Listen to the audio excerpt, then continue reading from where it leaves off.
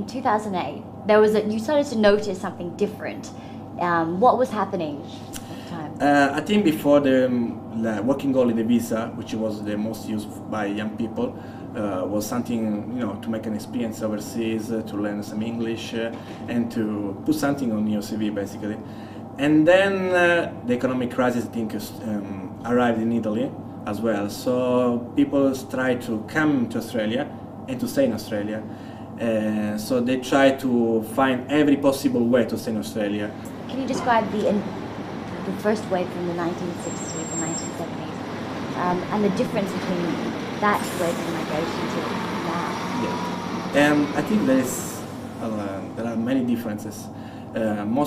First of all, in the 50s, 60s they came here and there was plenty of jobs, of course. Visa wasn't a problem. Of course, Australia was completely different. So most of the time they did like very hard jobs, the sugar cane and the snowy mountain scheme, whatever. And that was hard. Basically, they built a community. Now even the young Italian coming now, they find it difficult to stay here, even if they have degrees, even if they can speak English. In the 50s and 60s they spoke very little English or no English at all. So now it's very difficult to settle down in Australia. They are leaving because at the moment in Italy you don't get what you deserve.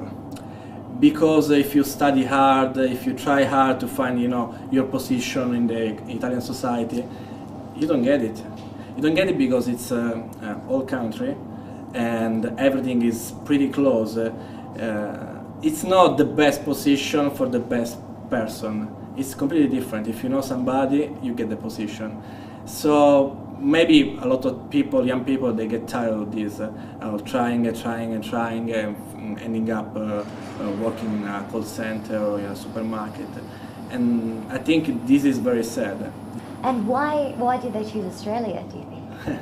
Because it's the new El Dorado. They still think that they come here, they find a job in the first week and they can stay forever and they can have a nice house in Bondi or whatever. And I think, there are a lot of commonplaces, a lot of stereotypes, which happens, I think, very often when you're desperate and you tend to believe to everything. And when they come here, we're actually talking about people who are quite educated and quite skilled. Can you tell me more about that? Yeah, we have doctors, engineers, we have surgeons, we have people from every kind of degrees. It's impossible at the moment. It's very difficult at the moment to find a job over there. So they try here, and when they come here, it's not easy because you need to have your certificate, your degree recognized, and sometimes you have to start again. But when they come here, what jobs are they willing to do just to be able to stay? At first they do everything. Hospitality is the big mother of everybody because they start there working in restaurants, in pubs, and from there they try to learn English better and better, and then they start to aim to different positions. But at first they go to hospitality most of the time.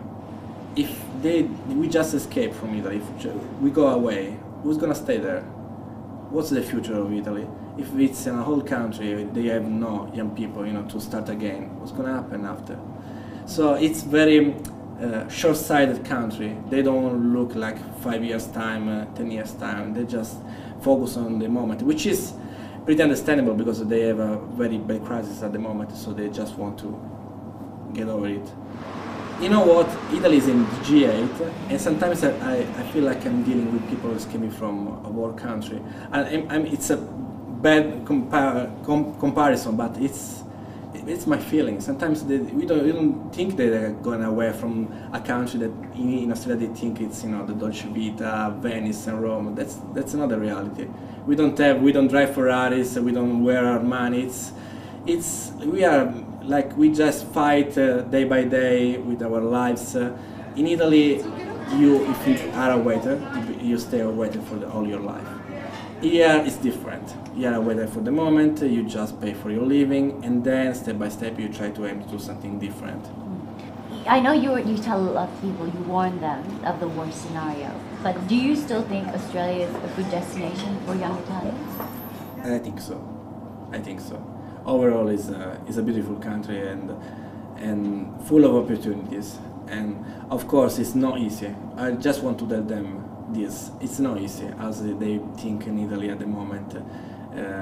You have to struggle to get a job. You have to struggle to make this place your home. But at the end, it's a good opportunity.